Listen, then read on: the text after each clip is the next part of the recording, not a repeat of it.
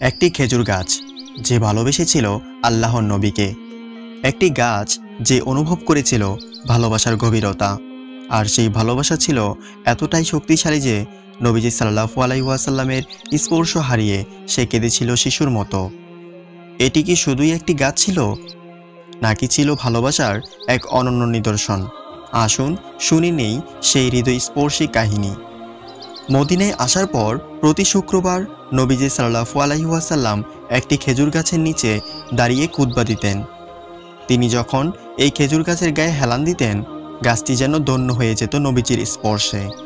কিন্তু একদিন এক আনসারী মহিলা নবীজিকে প্রস্তাব দিলেন, হে আল্লাহর রাসূল, আমরা কি আপনার জন্য একটি মিম্বর তৈরি করব?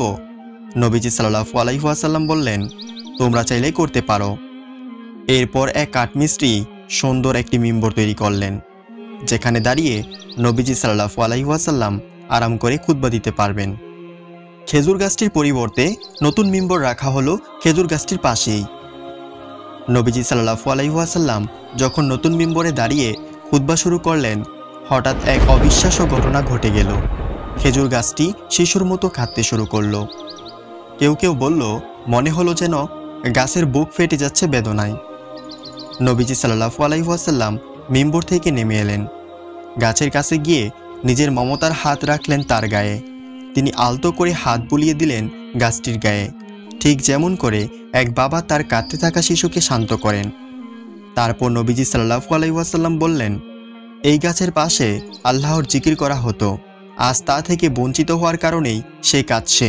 ভাবুন একবার, একটি গাছ পর্যন্ত নবীজির সান্নিধ্য হারিয়ে কেঁদেছিল। তাহলে আমাদের হৃদয় কি কাঁদে না নবীজির ভালোবাসার জন্য? আমরা কি তার সুন্নাহকে আঁকড়ে ধরেছি? আমরা কি তার দেখানো পথে চলছি? আসুন নবীজির সুন্নাহকে ভালোবাসি, আল্লাহর জিকিরে জীবনকে রাঙিয়ে তুলি। কারণ ভালোবাসা শুধু অনুভবের বিষয় নয়, এটি আমাদের আমল এবং কর্মের মধ্য দিয়ে প্রকাশ পায়।